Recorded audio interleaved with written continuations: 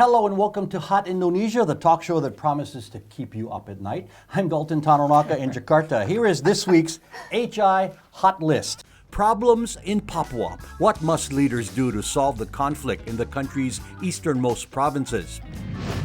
Unicorn Dreams, the reasons for Indonesia's fertile startup environment. And Ayam Happy Why Indonesians love their fried chicken.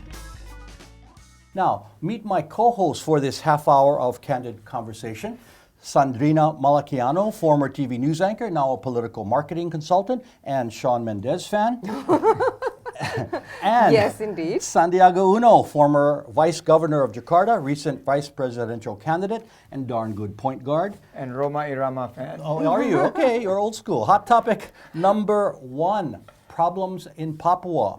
It was a referendum in 1969 that created what was then called Irian Jaya. In 2003, the province was split into Papua and West Papua, and simmering tensions continued on whether they should still be part of Indonesia. For more than a month now, conflicts in Wamena and Jayapura resulted in dozens killed and substantial property damage. Now, you both know the area's majority residents are ethnically Melanesian and Christian, but over the years, while the racial and religious issues flare, is it fair to say that it is basically economic hardships that dominate people's attitudes?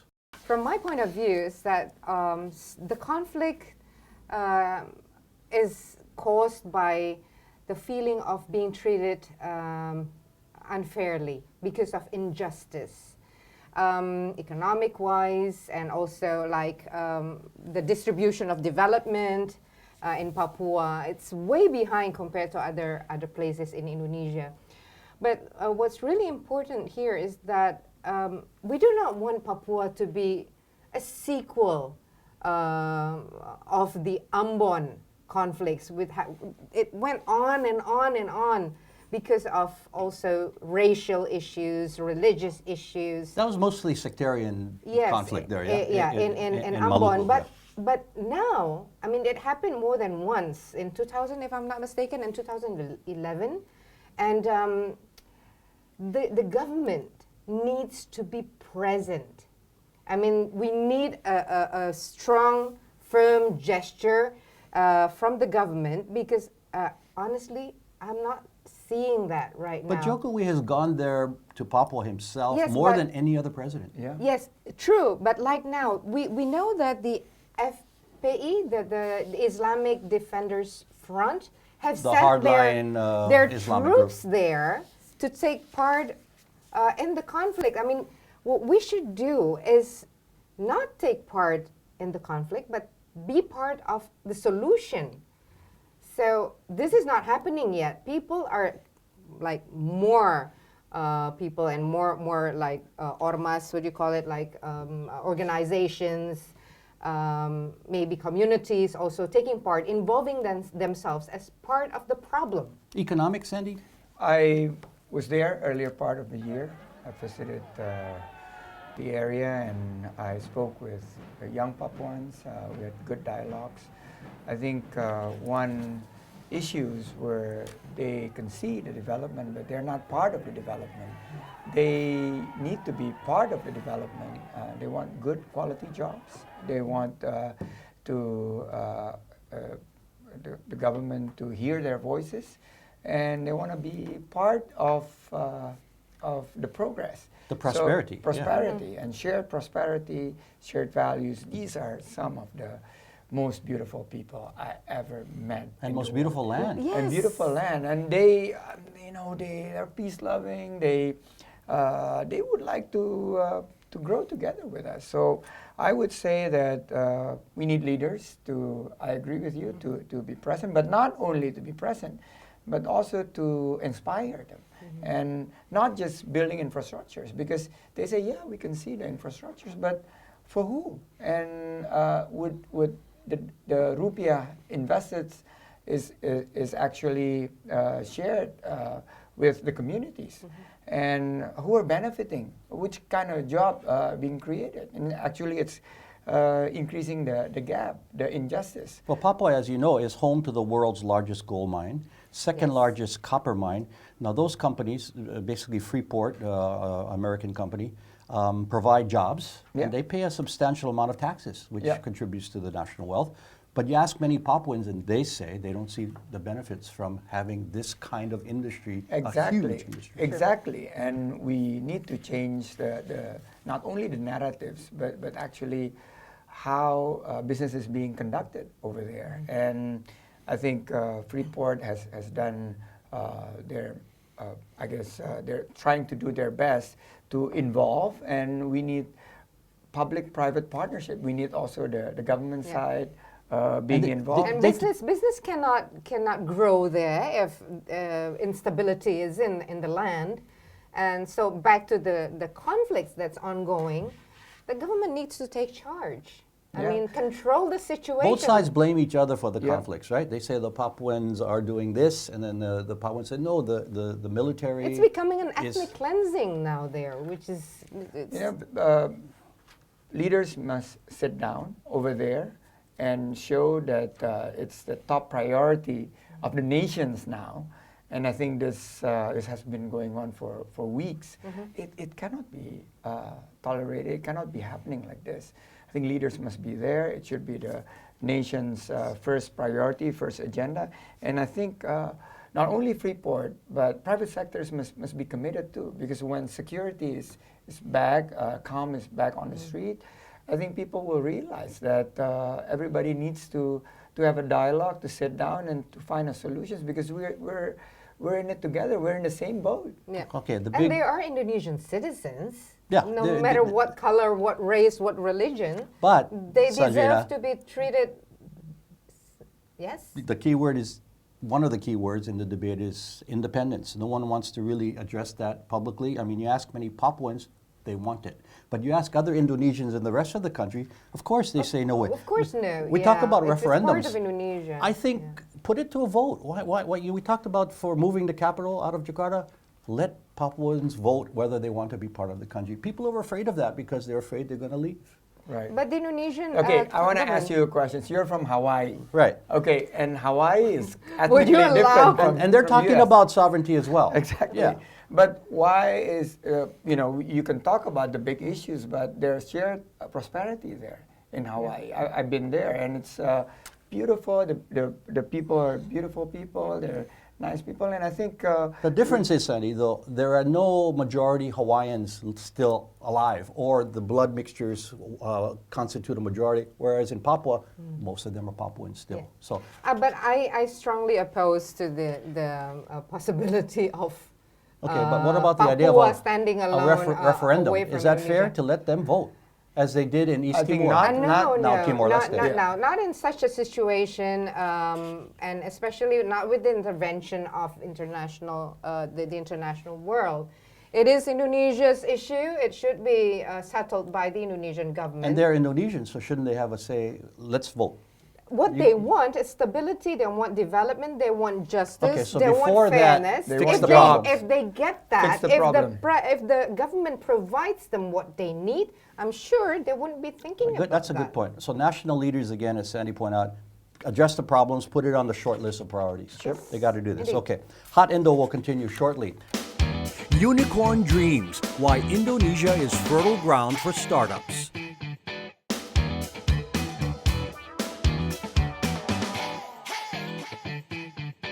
You're watching Hot Indonesia with Sandrina, Sandy, and me. Here's hot topic number 2, unicorn dreams. A unicorn is a mythical animal with a spiraled horn on its head, usually pink. You know, our kids love it. In the world of finance, though, it's the ultimate entrepreneurial success, a privately held startup company valued at more than $1 billion. And a recent report by the Hurun Research Institute in Shanghai listed the world's 494 unicorns in 24 countries. China, no surprise, topped the list with 206 unicorns. Guess who number 8 on the list was, tied with France and Brazil? Indonesia with Indonesia. 4. But I think the update is that now Indonesia has 5, The right? fifth Because one. Ovo just took over, became a unicorn. So now Indonesia's in 7th place. Pretty impressive. How do we do it? We have a very huge market. It's a very big potential. I mean, A like, lot of big countries, but they don't have as many as us. but now, I mean, you have netizens or citizens who access the internet or use gadgets, especially smartphones. Can I share with you some survey results from the previous election I in was waiting 2019 for it, from yeah. Polmark, Indonesia? We did 73 surveys in 73 constituencies throughout Indonesia, covering 90% of the entire voters of Indonesia in the 2019 election. From the results, we got that 1/3 of the Indonesian population uses smartphones, 1/3 uses or access the internet daily or almost every day.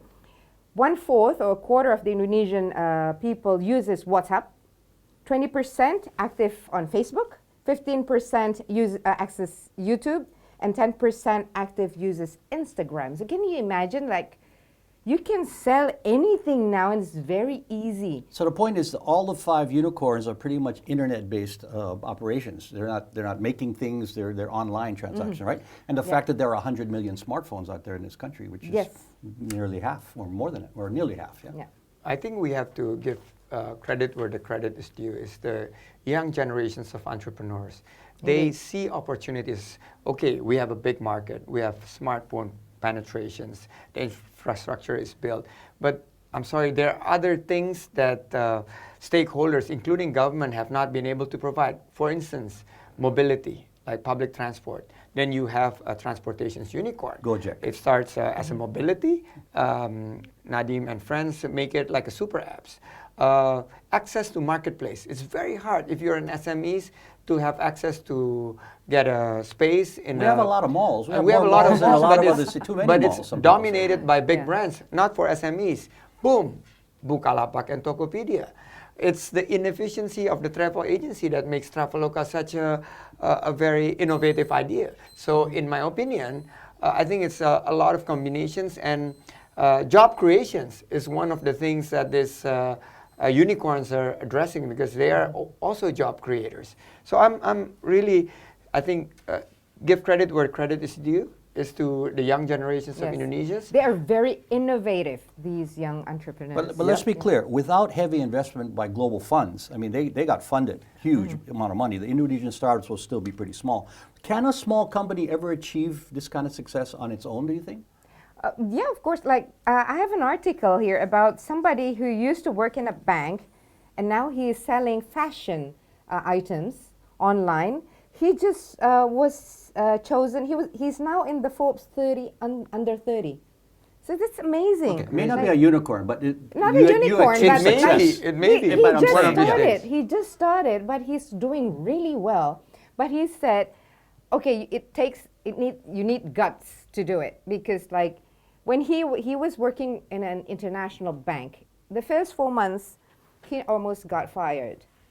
But he learned a lot about wealth management, about company management, financing. And then he was asked by a friend to join and setting up this company. And then he has this way of thinking, of seeing prospect, and said, okay, why not? Then he tried. So first he said, here, you have to be really brave to try something different. And then you have to learn, and then you have to want to start from below if you want to do that. And then you have to innovate and have a strategy. Of course, this is basic, but if you do that, then it has been improved. I mean, I'm sure like you with the Oche and everything, you've seen how people grow from small. And thanks to technology, thanks to digital, we also have an entrepreneurial culture here in Indonesia. Everything came together, maybe the perfect there's a storm, can-do right? attitude. And the market is big, it's a middle income is growing, and then you have areas that we don't have solutions. So this young entrepreneurs see, boop, light bulb moment, they prepare to take the risk, they are proactive, they're innovative, and they provide the solutions. And then suddenly you have 5 unicorns and many more to come. The supply and demand in a technology world. Yeah. Who are the next unicorns? Let's throw out a couple, maybe sectors. I think Ruang Guru is well placed in the field of education. I think Nadim will, of course, take part in Ruang Guru. And that does what? Guru. That gives basically assistance to students. Like 35 million students now, tutoring. There will be, I guess, a challenge from the healthcare sector. HaloDoc, for instance, providing healthcare to the masses. But that's And- scary to get your medical advice from a online. Well, people app. are getting it now. Yeah. And I think you kind of want to not see for it. not for serious problems, Yeah, maybe. like- But to add to what Sandy has just said, we are a democratic country and we have an open economic system. So that's It's wide open. yeah, it's a good field for like startup businesses to flourish. Yeah. And- So you mentioned about this big investors coming in to put money into our digital economy. Yes, that's possible because the prospect is large. Sure, they wouldn't do it if the idea wasn't Yeah, good. and the idea is there, and I think we have to also continue to attract more investments. So at the end of the day, it's solutions that you're providing with the economy and jobs that is created. Maybe a media unicorn. Who knows? Hot Indonesia. On Indonesia. More hot Indo is ahead. Why the Colonel beats Ronald McDonald all day, every day.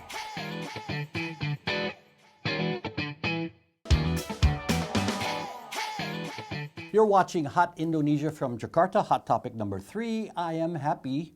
Indonesians love fried chicken more than any other fast food. A Roy Morgan survey found that 40% of all Jakarta residents visit a KFC store over a 6-month period, while only 18% hit a McDonald's. And at McDonald's, more chicken is sold than burgers. Think about that. That's like saying more Coke is sold at an A&W than root beer. Yeah. There are several reasons why, and I think it goes back to before the international chains came here. I mean, it has to do with cost and preparation methods, correct? The culture? Two kinds of food that the Indonesian people love are noodles, And mee fried chicken. instan, and fried chicken. Why fried chicken? Because it's affordable. And like a lot of people eat poultry better, even though this is considered junk food because it's high in cholesterol, but it tastes good. So from people from all ages, all kinds of backgrounds, eat fried chicken. And if what you just stated in the beginning are those huge brands.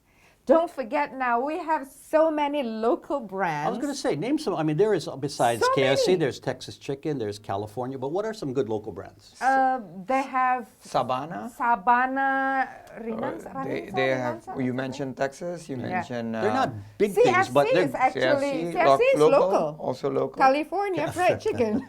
It's smart, local. smart branding. Yeah. Yeah, but like now, it's very accessible for the people to Yep. buy fried chicken, and it's even also quite cheap to have your own franchise, your own small booth. Okay. On the With- roadside, yeah. Yeah, with say less than 15 million, you can have your own store I thought. from well, these local franchises. no, I tell people they also fried things because there was no refrigeration and you had to really fry things that kill whatever. that was Indonesia in it. likes anything crispy. You know, it's very tasty. We call it kriuk kriuk. You know, sort of like it melts in your mouth, but it's crispy. And don't forget, fun fact. Javan red jungle fowl, one of the ancestor of the modern chicken, comes from Java. So it Was has that a the history. name of a chicken? Yeah, It's it's like called Java man Javan came from red Java. jungle fowl. Once So again, excuse me, repeat it once again. Javan red jungle fowl.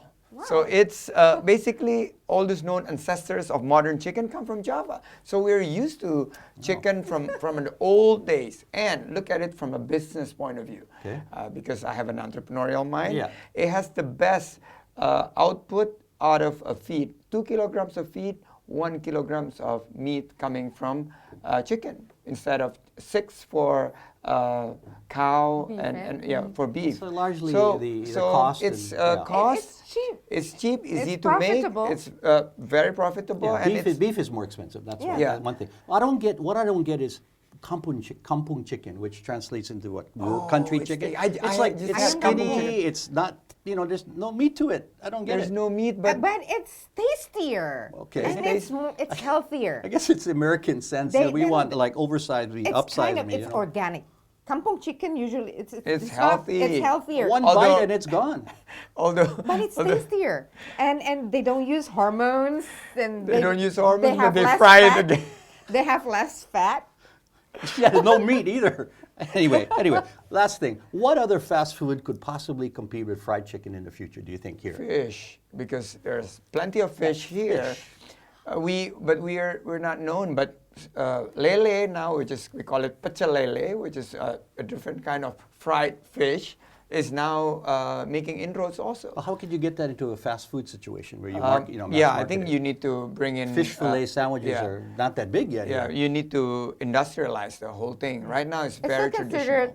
considered a foreign menu, fish Fish. and chips. Yeah. Yeah, we change it to rice. Adapt Anything it. with rice, Let's think fish about and it, rice. yeah.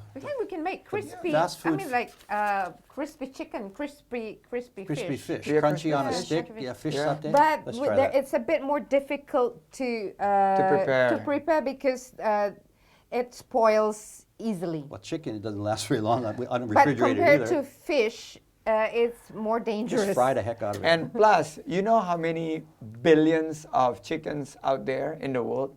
23 billions of chickens. So we're outnumbered 6-1. I can't imagine that. Okay.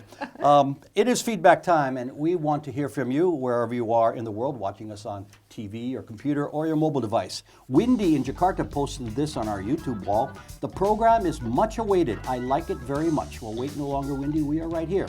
And ARM in Jakarta said this. Please make discussions like this a daily agenda so Indonesians can get accustomed to speaking English. But we're not sure about a daily show, but we are happy to serve whatever purpose. Now, if you have any feedback on what you've heard or would like to suggest a topic for us to tackle, please email us at hotindo@theindonesiachannel.com or comment, and we'll read your comments through our Hot Indonesia or Indonesia channel, Twitter, Facebook, Instagram, and YouTube pages. Final words, Sandrina.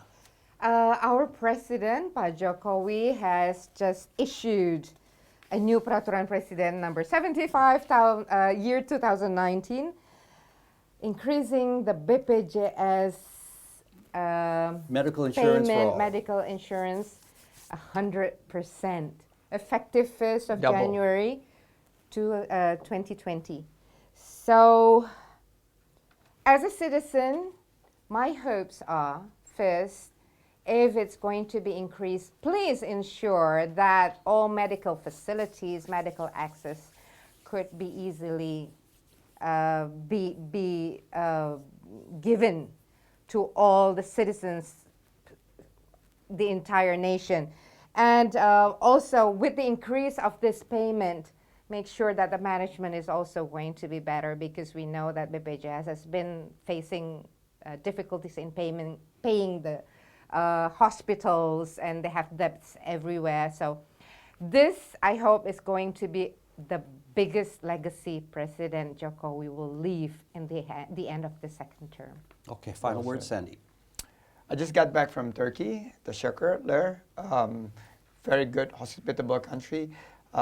Last year, Indonesia sent 120,000 tourists to Turkey, but only less than 20,000 visitors comes from Turkey. We need to do more. And I believe one of the things is the Turkey sitcoms or Turkey serials that was successful on TV that drove a lot of Indonesians going there. So people on the creative economy, please make serials or sitcoms that would cater to the international market so we could learn more visitors coming to Indonesia. Do they like fried chicken? They like Oh, fried okay, chickens. well then. we got Chicken it. and turkey. Okay, my final words. I had some friends from America visiting this week, and I played tour guide. Took them to golf, live music, nice food, massages, and they said they were pleasantly surprised at the cost and the quality of all. So there are many good things about Indonesia, and we shouldn't forget that. Above all, a culture that welcomes people, and we do. And that is Hot Indonesia for this week. For Sandrina and Sandy, I'm Dalton Tanaraka. See you next time.